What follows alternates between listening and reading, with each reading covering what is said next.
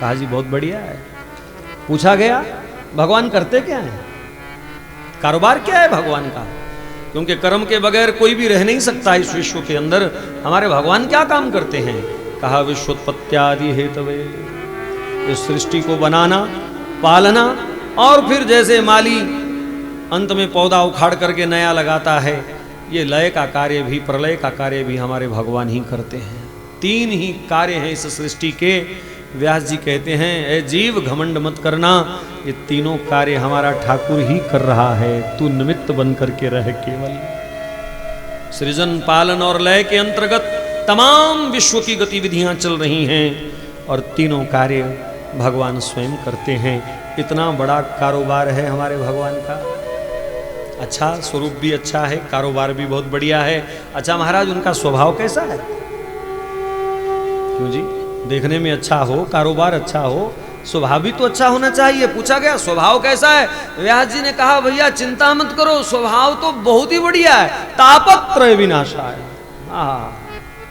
कैसे भी कोई शरण में आ जाए, पापी हो, कैसा भी हो, अधम हो, नीच हो, कुटिल हो, कामी हो, एक बार शरण में आ जाए तो भगवान हर अपराध क्षमा करके, दैहिक दैविक भौतिक संताप क्षमा करके उसे अपना लेते हैं, अपने चरणों से लगा लेते हैं, अपने दिव्य सच्चिदानंद स्वरूप का उसको दर्शन करा देते हैं। अगर विश्वास नहीं होता तो पूछ लो अजामिल से जाकर के, विश्वास नहीं होता पूछ लो पूतना से जाकर के, गणिका से जाकर के। इन लोगों ने कौन से धर्म कर्म व्रत इत्यादि तीर्थ किए थे, लेकिन फिर भी परमात्मा ने उन्हें अपनाने में कोई संकोच नहीं किया, केवल शरणागति देखी।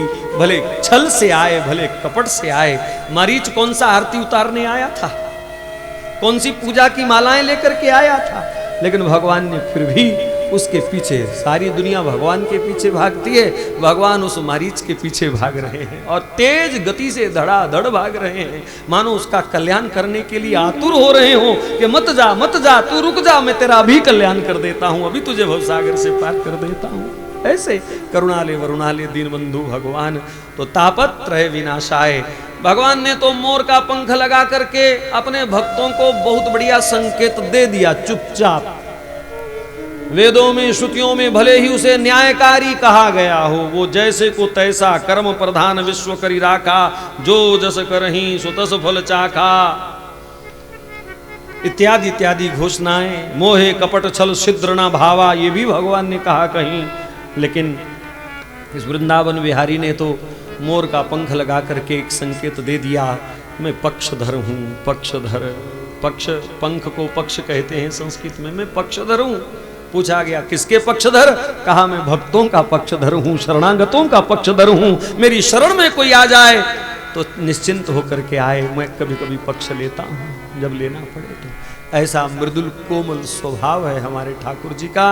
व्यास जी से शिष्यों ने पूछा, महाराज इतने बढ़िया भगवान का परिचय कराया, जरा नाम तो बता दो उनका क्या है। दरअसल बात यह है कि आत्मा रूपी या बुद्धि रूपी कन्या जवान हो गई है, उसको योग्य वर की तलाश थी। आत्मा रूपी कन्या को योग्य वर की तलाश थी। व्यास जी से पूछा गया, महाराज कोई लड़का बताओ। तो कहा एक लड़का है हमारे पास, ऐसा बड़ा बढ़िया है। कहा वो सच्चिदानंद है। कारोबार क्या है, बोले सारी सृष्टि का संचालन वही कर रहे हैं। स्वभाव कैसा है, बोले कोई भी शरण में आ जाए गले से लगा लेते हैं। कहा महाराज लड़का पसंद है, नाम बताओ जल्दी जल्दी, कुंडली बनवाइए आराम की, कुंडली मिलान करें जल्दी, नाम बताइए भगवान का जल्दी जल्दी। व्यास जी कहते हैं, श्री कृष्णाय वयं नुमः, श्री कृष्णाय वयं नुमः, राधा कृष्णाय वयं नुमः, श्री राधा कृष्णाय युगलाय वयं नुमः। ऐसे भगवान का नाम है श्री राधा कृष्ण। बोलो राधा कृष्ण भगवान की जय। शक्ति विशिष्ट ब्रह्म, अकेले ब्रह्म की यहाँ व्याख्या नहीं है, शक्ति विशिष्ट ब्रह्म। सनातन धर्म में युगल उपासना है, युगल उपासना, शक्ति सहित, राधा सहित श्री कृष्ण।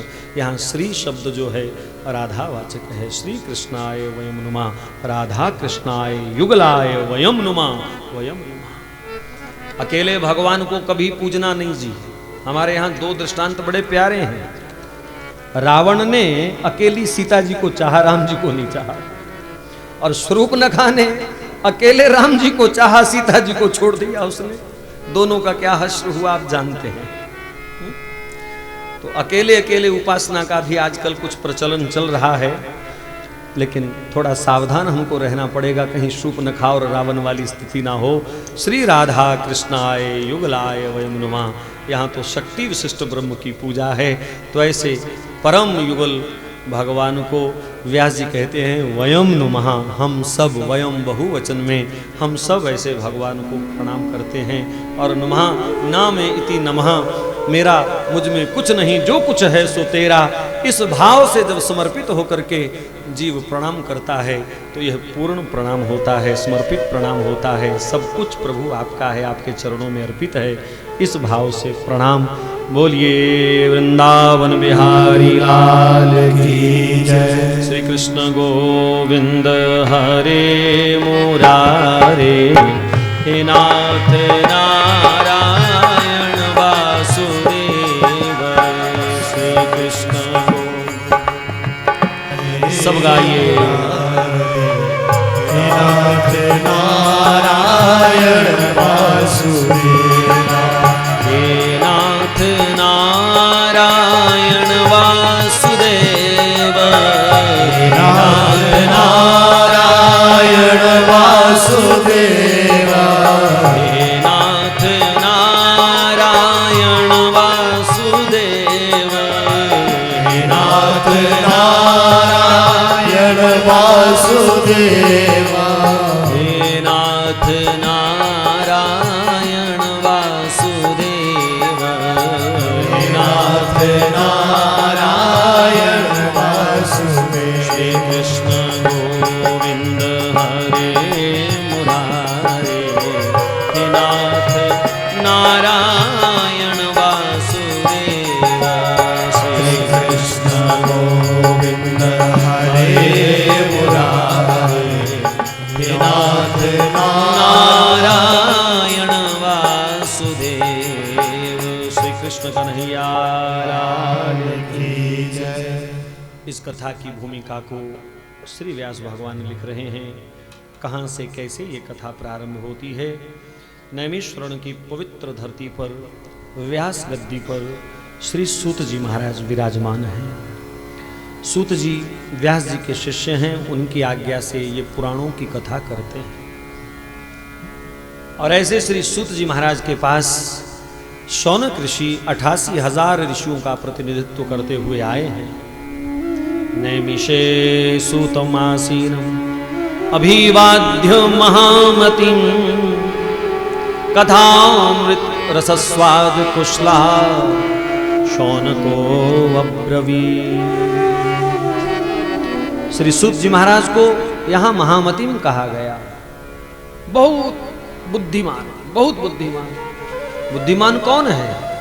जो सब छोड़ छाड़ करके भगवान की दिव्य कथाओं में रमण कर रहा है, वही तो महामती है। श्री सूत जी महाराज और कुछ नहीं करते, कोई मिल जाए भगवान की कथा सुनाते हैं।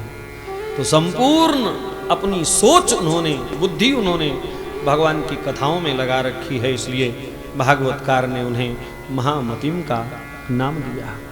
और ऐसे महामती श्री सूत जी महाराज के पास आया कौन? कथा श्रवण करने की जिज्ञासा से कौन आया? कथामृत रसस्वाद कुशलहा शौनको। श्री शौनक जी महाराज बड़े तपस्वी संत हैं, बड़े याज्ञिक ब्राह्मण हैं, बड़े सुंदर अनुष्ठाता हैं। नैमिष की पवित्र भूमि पर ना जाने कितने कितने यज्ञ इन्होंने किए, अनुष्ठान इत्यादि किए, लेकिन भागवतकार ने उनका ऐसा वैसा कोई और परिचय ना देते हुए उनका एक ही परिचय दिया, कथामृत रसस्वाद कुशला। कथा श्रवण करने में वो आचार्य हैं, मास्टर हैं, उनकी मास्टरी। कथा विशेष के रस की उन्होंने पहचान की है। रसिक कौन? जिसने परमात्मा के रस की पहचान की है, नाम की, शास्त्र की, कथाओं के रस की। इसलिए परम रसिक हैं श्री शौनक जी महाराज। कथा श्रवण में वो धन्य है। पास आए और बड़ी विनम्रता से प्रश्न किया। प्रश्न इस प्रकार करना चाहिए कि वक्ता की समस्त ग्रंथियां खुलते श्रोता की भी ग्रंथियां खुलने लगे। वो प्रसन्न हो जाए, इतनी विनम्रता से सार्वभौम प्रश्न किया जाए। श्री सूत जी से प्रार्थना करी शौनक जी ने, कहा महाराज कथा यज्ञ इत्यादि इत्यादि करते करते बूढ़े हो गए, यज्ञ करते करते अब तो सुरबा भी पकड़ा नहीं जाता, अंगम गलितम पलितम मुंडम हो गया, क्या करें, हाथ कांप रहे। बड़े बड़े यज्ञ अनुष्ठान इत्यादि हमने इस पवित्र धरती पर किए, लेकिन जो स्थिति मन की होनी चाहिए थी वो अभी तक बन नहीं पाए, यानी मन पूरी तरह भगवान के सन्मुख नहीं हो पाया। महाराज आज कृपा करके कोई औषधि दे दीजिए, औषधि।